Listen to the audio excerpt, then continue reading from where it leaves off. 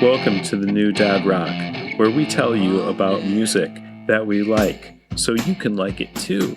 Hey, you wrote a new intro for our band. Our podcast. Can you go to that and read that to me? Are you able to do that? You're really putting me on the spot. I don't have good Wi-Fi in my garage. So Go, yeah. Say it. Two college radio DJs during the 90s. Two.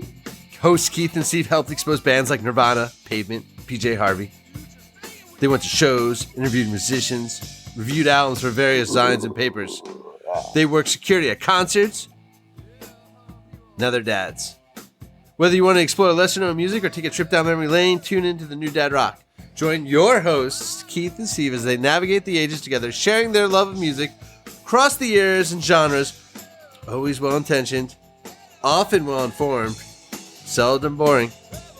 New Dad Rock will expand your mind. And your ass will follow. Welcome to the New Dad Rock. Oh, man, I'm excited for this week. You're going to finally tell me how you do it. How I do what? How you make mixtapes or good playlists, mixes.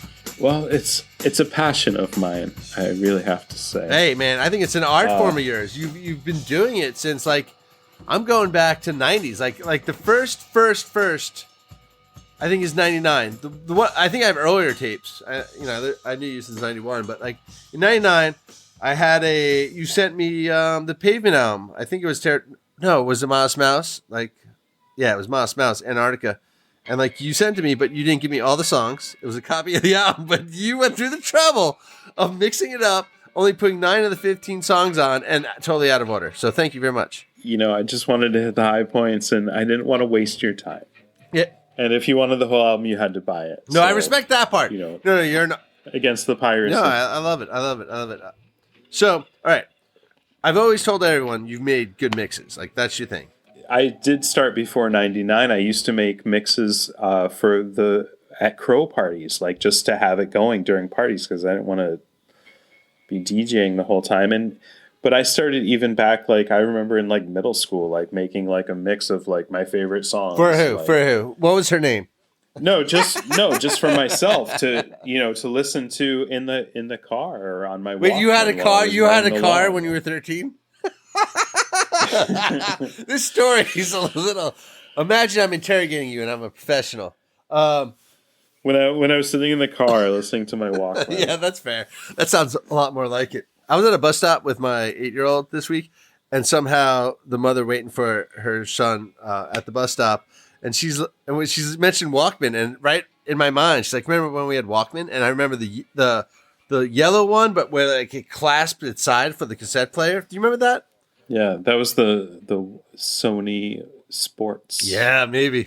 Yeah, dude. That was seriously, everyone got it 1 or 2 Christmases in a row. I feel like that was $65. I definitely did. Yeah, which is I got a $30. I was gonna say that's Apple Watch money now, though. Mine was Sanyo. Totally. Okay.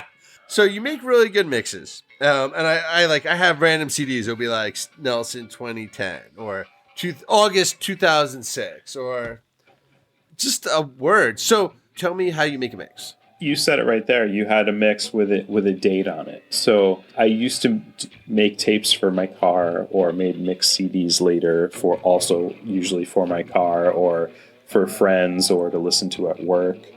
And if it had a month and a name, that was just what I was into at the time. So it could have been current music from the era. That was probably half of the mix. And the other half was the older stuff that you've discovered, or the older stuff that you've listened to for a dozen years that you're circling back into. You're like, oh, I'm into Jimi Hendrix again this month. Woo-hoo, Okay. I think you're diminishing one real physical aspect of this whole tape making thing is you had to have the song to dub to the tape.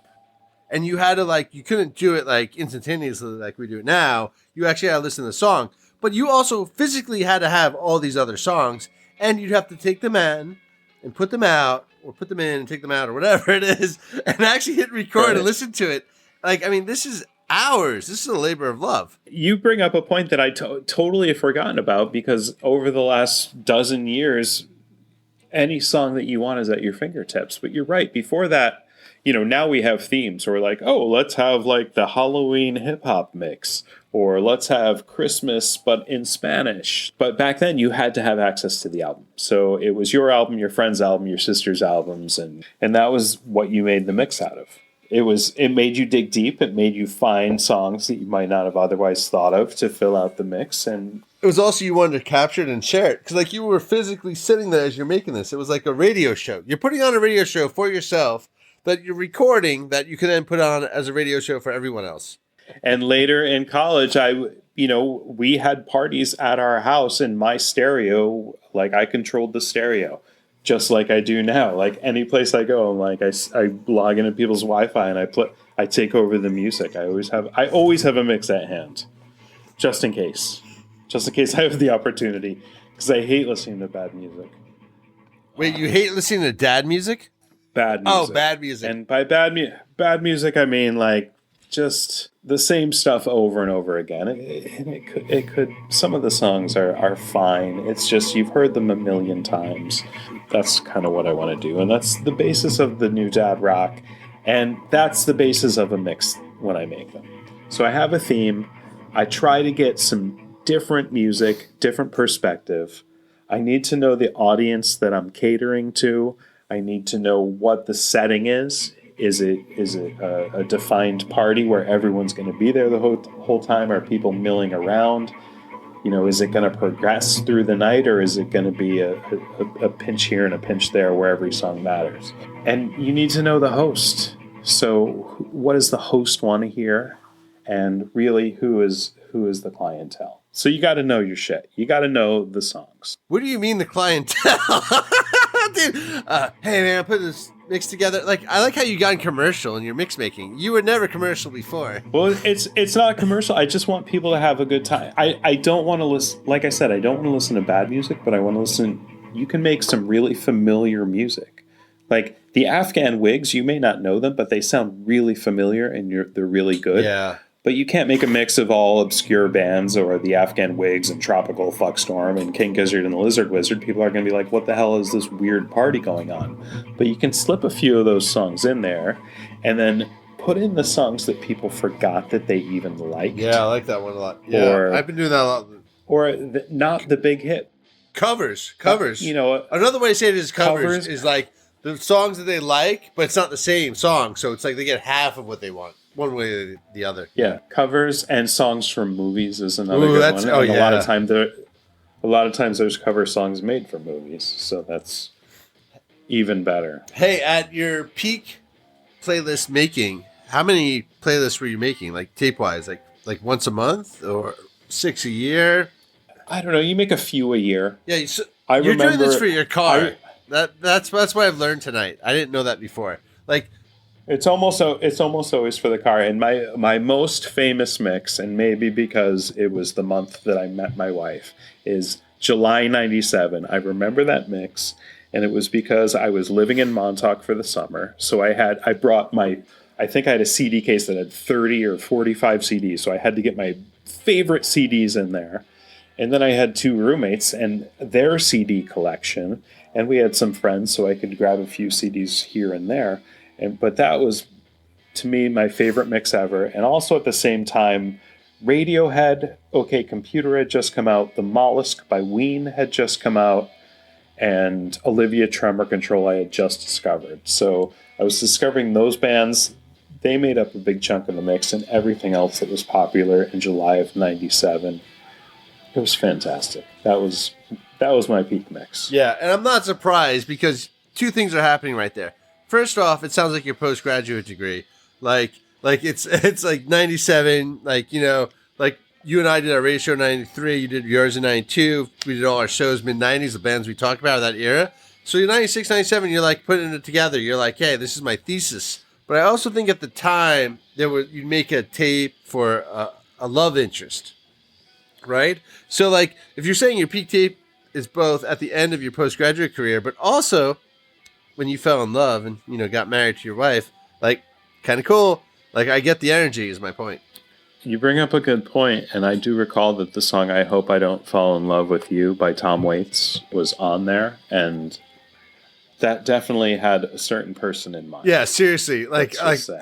Has anyone else ever put that on any playlist that wasn't a Tom Waits playlist? I don't know, man. If someone did, I want to know but- them, right? Like we want to hang out with them, have them on our show. Well, dear listeners of the new Dad Rock, I will give you this one tip now, and mark my words. You can always find room for a Tom Waits song on your mix, and you'll be glad that you did. That's cool. That's very nice. Yes. On your mixes, what's your take on popular songs? Where is the mix going to be played? Is it a mix that you're listening to commute to? Is it just for yourself? That's a very different mix than if you're making it to show up at a party and be like, oh, hey, will you throw some music on? And you happen to have these 50 songs in a playlist, and you're like, cool. So popular music, if I'm going to listen to it on my own playlist in a certain situation, I'm not probably going to have a lot of popular music. But if it's going to be played in public, of course, you want to get the people on your side so that you can. The more that the crowd that's listening to the music, the clientele is happy, they're gonna go with you when you go off on these weird tangents. They're gonna go with and those you. Deep covers. Okay. They're gonna go with Okay. you, and they're gonna give you that song to to bring it back. I like how you're talking about clientele and deep cover, deep covers. My question is, yeah. So you have to get them though. Like you said, they'll go with you. So you're implying they're willing to go with you. So that sounds like that the beginning of your playlist is important. I think it is. Is it going to be something that you're shuffling or something you're listening to in order? Oh. So a personal playlist, if I'm going on a car trip and I know, like, I'm going to be driving through the city at this point, I'm going to be going 80 on a highway at this, or I'm going to be in the mountains at this. This is what I want to listen to, so you program it in order. Or sometimes it's like you put 10 hours of music, and over the next month, that's what you'll hear on shuffle in the car. But at parties, it depends. So coming up, we're in October. There's Halloween parties coming up, and I always have a Halloween mix ready. And, our friends, Nick and Tina, always have a party, and they are nice enough to allow me to take over their stereo system for 5 or 6 hours. You have a party. You have the music on at the beginning when people are just arriving. So it's a Halloween party. So you have, some instrumental music, the Halloween theme song, The Shining, that sort of thing. And then you start getting into, some songs that are in the mood fitting the theme. So again, it's a Halloween theme.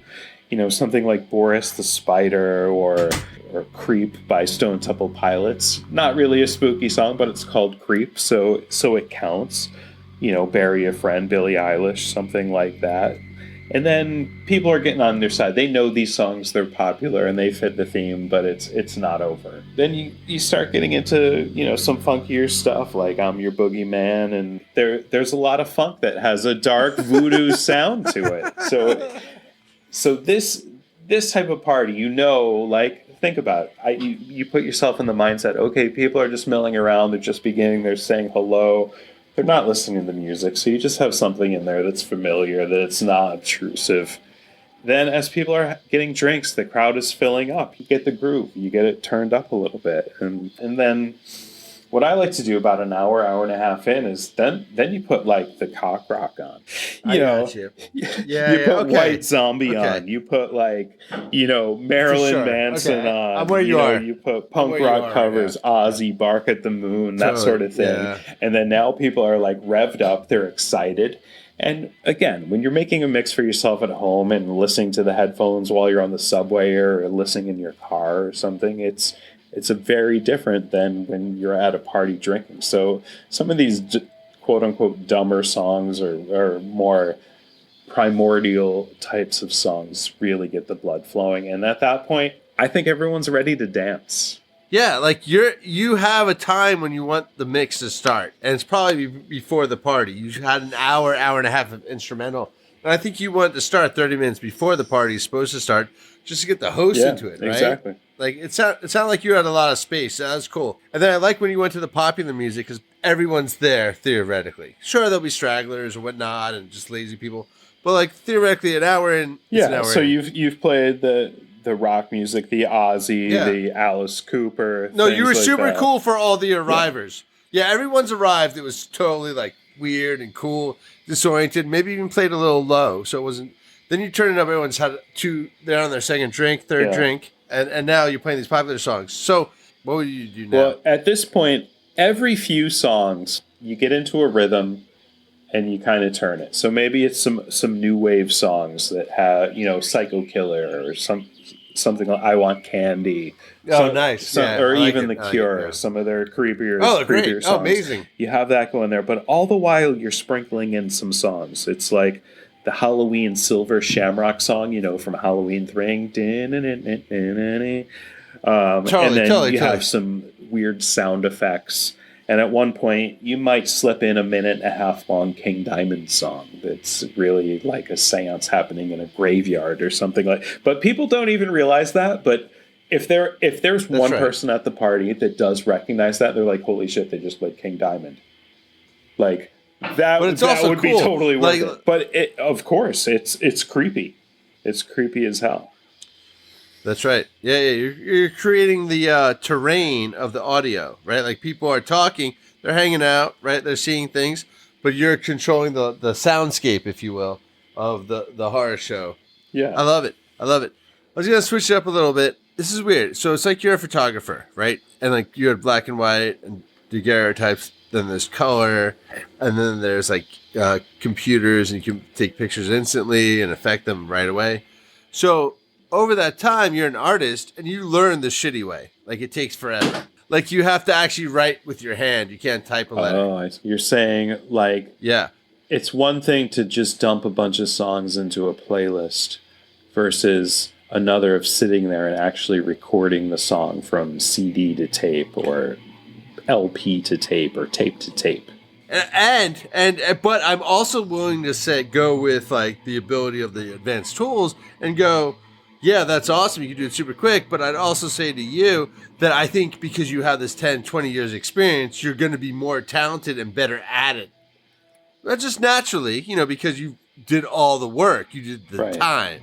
So I want to hear a new mix from you. Like, I want to hear, like, can you make me a Halloween mix this year? We'll have a Halloween mix up on Apple Music, up on Spotify, up on YouTube. This is a mix that would be a suburban Halloween, dad party. Like, if you live in, you can't go out there and play like Sonic Youth and Interpol and Slayer. I agree. As cool as you want to be and as cool as the new dad rock is trying to make everyone. But the thing is, you have to get people on your side. And if it's a public party, 3/4 of the songs they have to know. They might not have to be the most popular songs. 3/4. What is one of the most popular Halloween songs? And I'll tell you why I'm not going to put that on the mix. Is Thriller on your Halloween playlist? Thriller is not on my Halloween playlist. Thriller's not? Thriller is not on there because I'll tell you what, I'm assuming that you're going to go to another Halloween party. You're going to have the radio on in your car. You're going to be... It's I see. It's inundated with Thriller. Yeah, there's too much Thriller. Cliche. Yeah, you know what? Cliche. You know how I get Michael Jackson into the mix? Is the song Rockwell. I always feel like somebody's watching me, which is creepy as fuck. Oh my God. And Michael Jackson does the backing vocals in that song. So there's your Michael Jackson fix. And you don't have to... Somebody's watching me. Okay, so what do you think about the modern playlist? Like, it's on the internet, right? Like, so you can click a button called shuffle.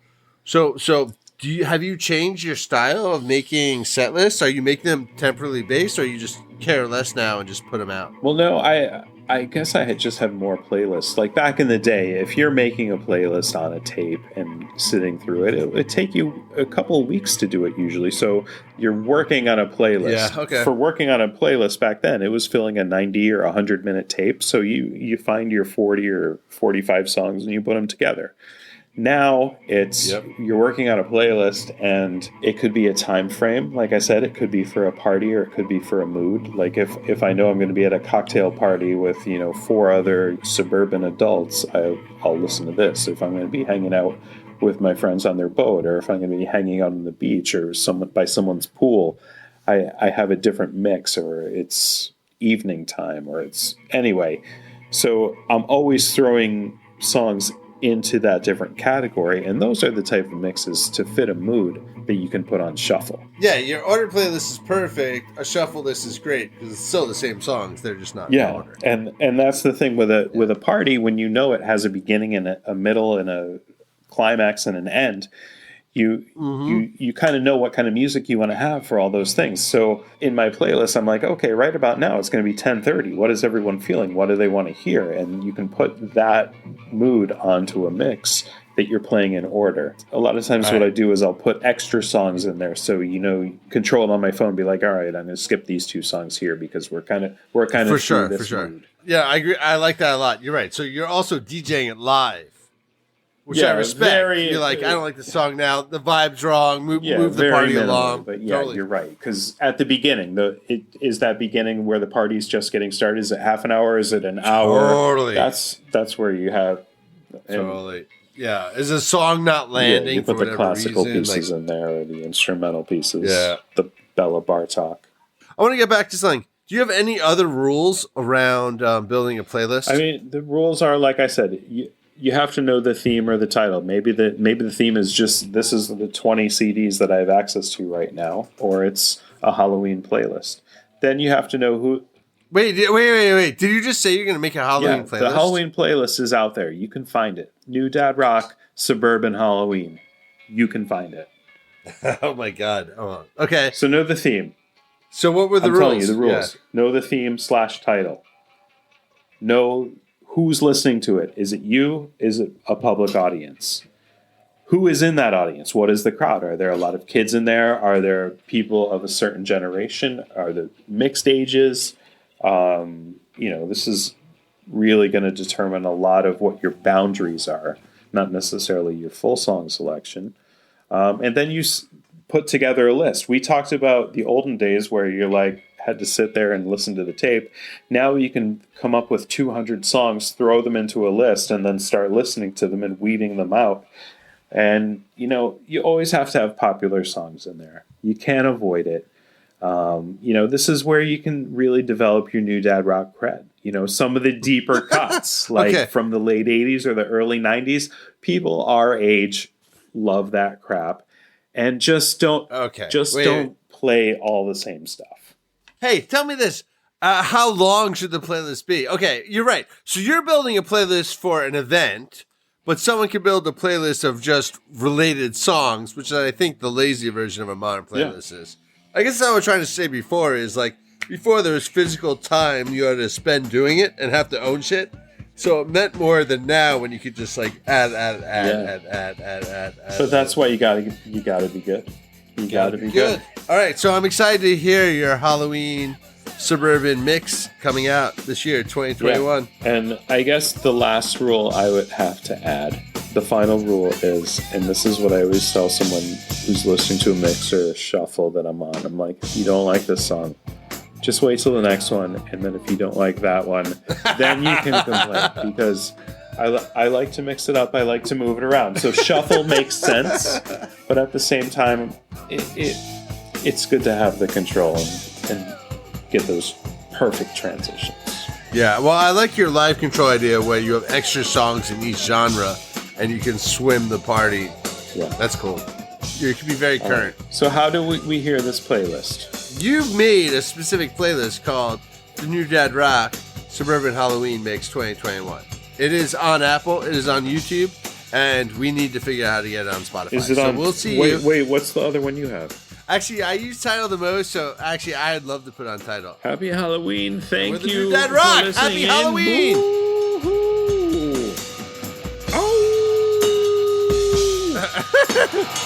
Ghosts and goblins across the mine. A big bad wolf.